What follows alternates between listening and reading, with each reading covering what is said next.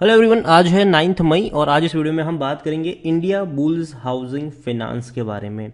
एक बार फिर से ये कंपनी का शेयर चर्चा में है। 143 रुपीस के आसपास ट्रेड कर रहा है और हमारे इंडिया के बिग बुल कहे जाने वाले राकेश जी ने बहुत बड़ा गेम खेला है। यहाँ पर दोबारा गेम खेला है, पहले भी खेला था, इस बार दोबारा खेला है।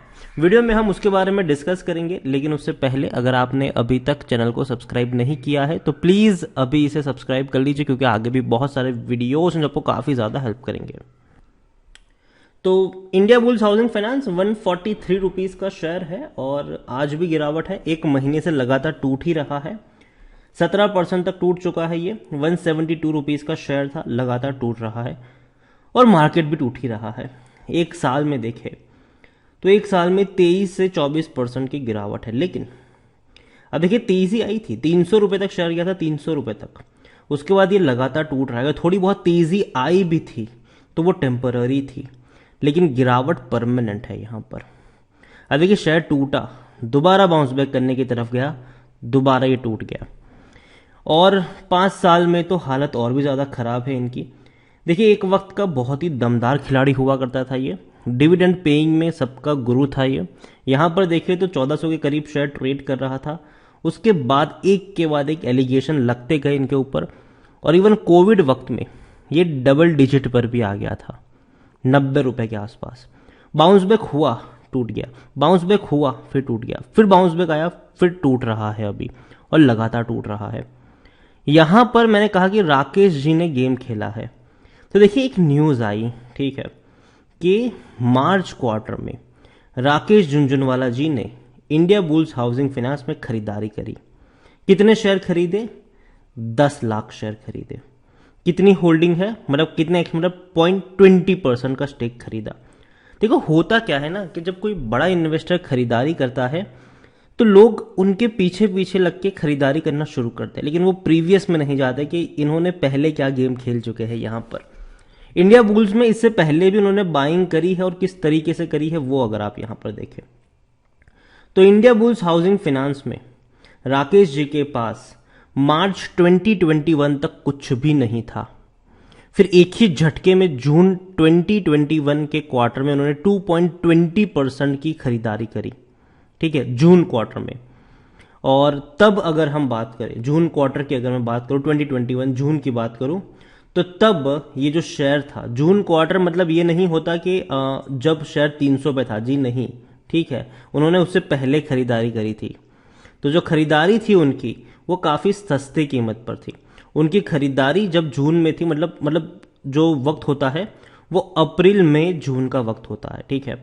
तो उनकी जो बाइंग थी एक्चुअली में वो 200 रुपये से भी कम की बाइंग थी उनकी, ठीक है, उस वक्त। और उस वक्त कई सारी खबरें भी चल रही थी कि भैया HDFC के साथ कर रहे हैं, ग्रो के साथ कर रहे हैं, राकेश जी ने खरीदारी करी है और शेयर भागकर चला गया 300 रुपये के आसपास, ठीक है, 300 के आसपास। अब गेम देखिए, अगले ही क्वार्टर में आधी होल्डिंग बेच दी उन्होंने। जून में जो 2.20% की होल्डिंग थी, सितंबर आते आते सितंबर क्वार्टर में वो 1.10% की रह गई।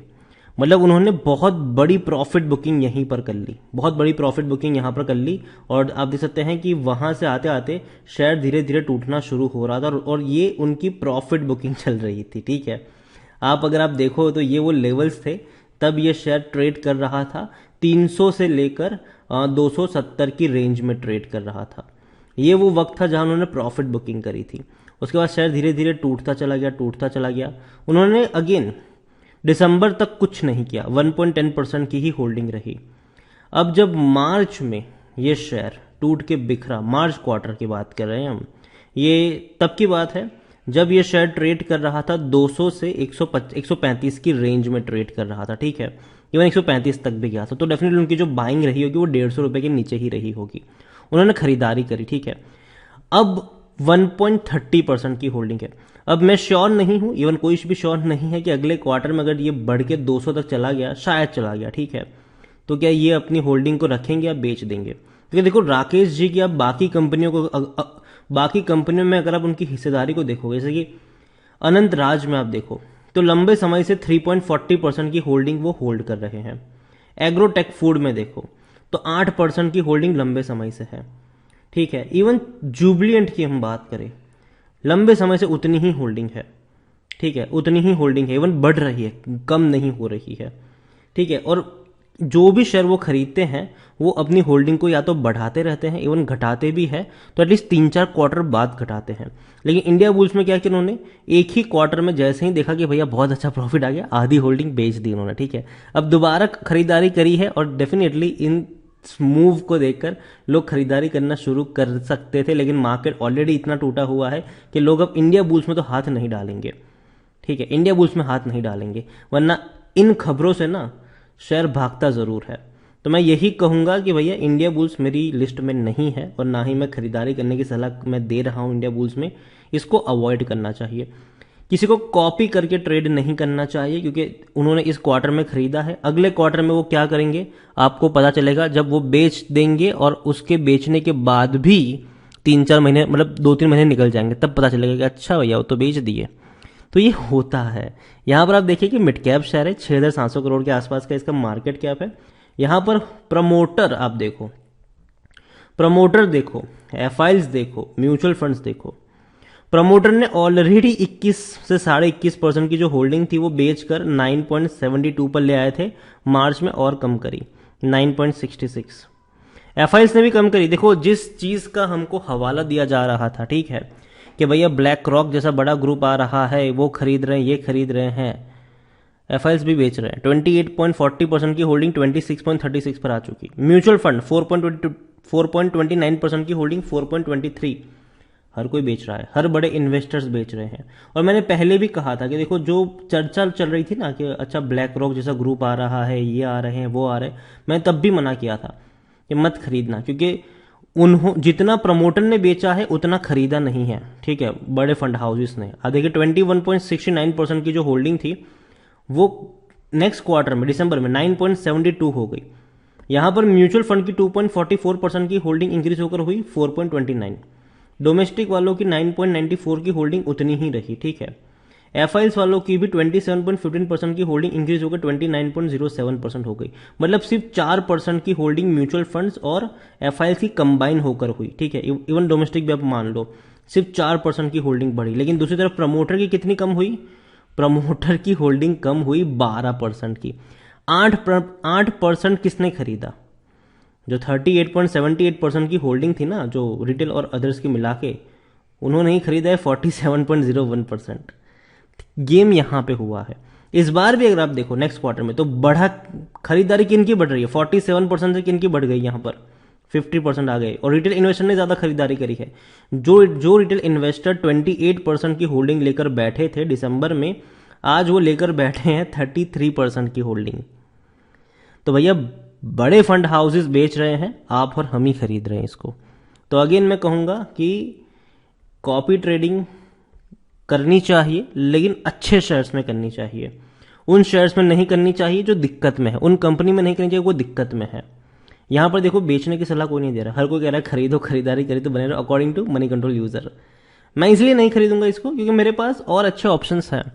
अभी जो एनबीएफसी कंपनीज है वो काफी सस्ते कीमत पे मिल रही है, बहुत सारी एनबीएफसी कंपनी, चाहे एलएनटी हो, चाहे मनापुरम हो, चाहे मुथूट हो, चाहे भैया बजाज फिनांस की बात करने जाए हम, या चाहे और कंपनियों की बात करें, और इवन एचडीएफसी जैसे अच्छे अच्छे बैंक्स भी सस्ते दाम पर मिल रहे हैं, ठीक है।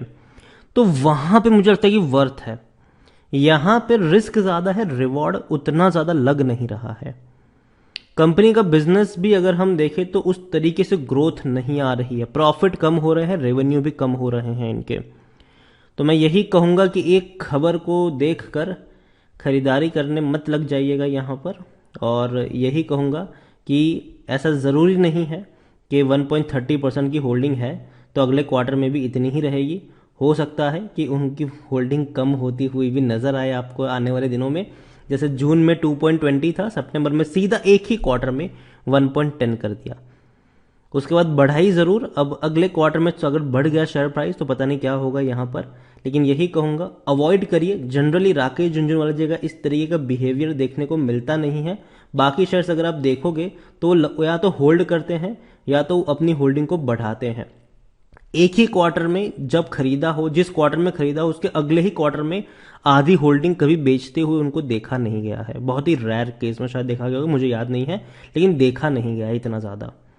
तो यही कहूँगा आपसे कि इंडिया बुल्स हाउसिंग फाइनेंस, अभी जल्दबाजी मत करना यहाँ पर, और मार्केट ऑलरेडी प्रेशर में है और ऐसे शेयर में प्रेशर और देखने को मिलता भी है।